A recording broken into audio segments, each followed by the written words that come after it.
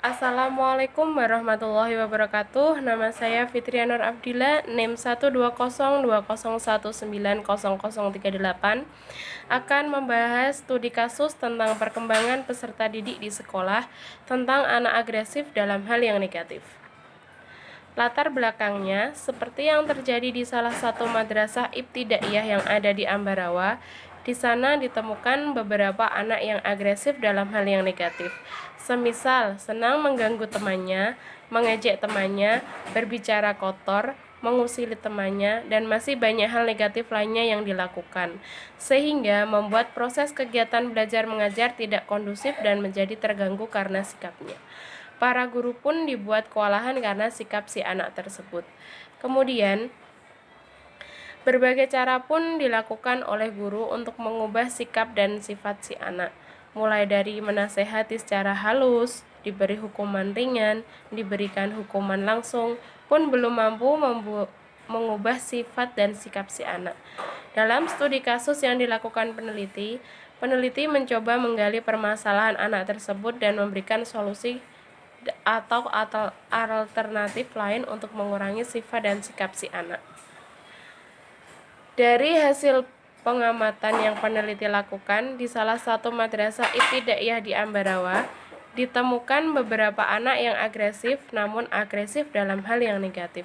Pada saat pembelajaran berlangsung, si anak perhatiannya kurang fokus, sehingga cenderung ke hal-hal yang lain, seperti pandangan kosong keluar kelas, ke teman sebelahnya, asik sendiri dengan dunianya, dan masih banyak hal lain lagi. Ketika istirahat, si anak juga aktif bermain bersama teman-temannya, namun tak lepas dari sikap agresifnya dalam hal negatif kepada teman-temannya. Penyebab sikap jahil dan suka iseng pada anak tersebut adalah 1. Rasa ingin tahu yang besar pada diri anak.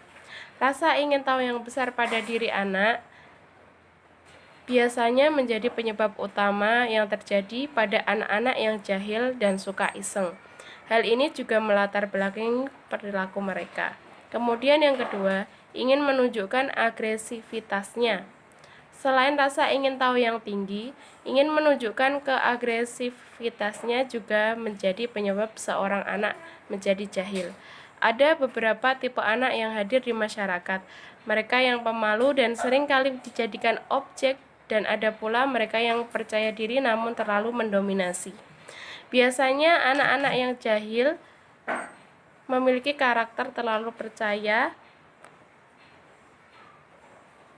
diri dan ingin menunjukkan pada orang lain bahwa mereka bukanlah tipe pendiam yang lemah. Yang ketiga, dalam rangka menarik perhatian.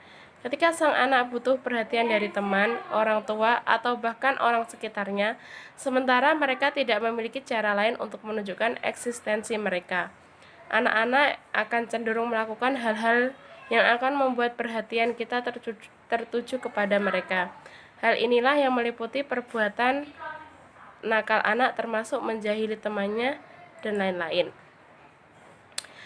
Kemudian, beberapa cara dalam menghadapi dan mengatasi anak yang jahil dan suka iseng atau agresif dalam hal negatif.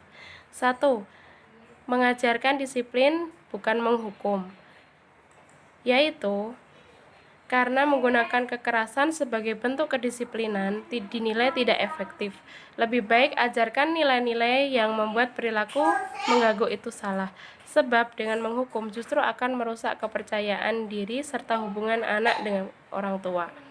Kemudian 2. Menjadi model bagi anak. Ketika mengetahui anak adalah seorang pengganggu, jangan balik menjadi pengganggu bagi anak, dalam artian langsung marah dan menyakitinya baik dengan kata-kata atau tindakan.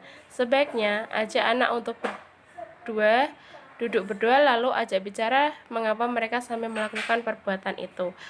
3. Mendorong empati. Apa yang dirasakan anak terhadap orang lain ketika mereka mengganggunya, misalnya dengan mengajukan pertanyaan, bagaimana rasanya jika kamu yang diganggu, atau bagaimana perasaan orang tuanya ketika tahu anak yang dicintainya sudah kamu ganggu. Dengan mengajak mereka berempati, anak menjadi tahu bagaimana perspektif orang lain ketika mereka mengganggunya. Memang bagi anak usia 5 tahun ke atas, hal ini lebih mudah dilakukan ketimbang pada remaja yang cenderung menolaknya. 4. minta bantuan dengan pihak-pihak terkait seperti keluarga, pihak sekolah, atau justru dari pihak korban sangatlah penting. Riset mengatakan jika kita menghabiskan waktu dengan orang yang sudah kita intimidasi, maka kita bisa merasakan apa yang mereka rasakan sehingga lebih mudah untuk berhenti mengintimidasinya. Yang terakhir, jangan menyerah. Orang tua adalah sosok yang paling berpengaruh dalam kehidupan anak. Maka ketika anak masih suka mengganggu orang lain, orang tua harus gigih mencari bantuan dan terus berusaha. Suatu saat anak akan membutuhkan kasih sayang. Saat itulah rasa cinta kasih sayang paling dibutuhkan dan sangat berharga bagi mereka. Demikian studi kasus yang bisa saya paparkan. Kurang lebihnya mohon maaf. Wassalamualaikum warahmatullahi wabarakatuh.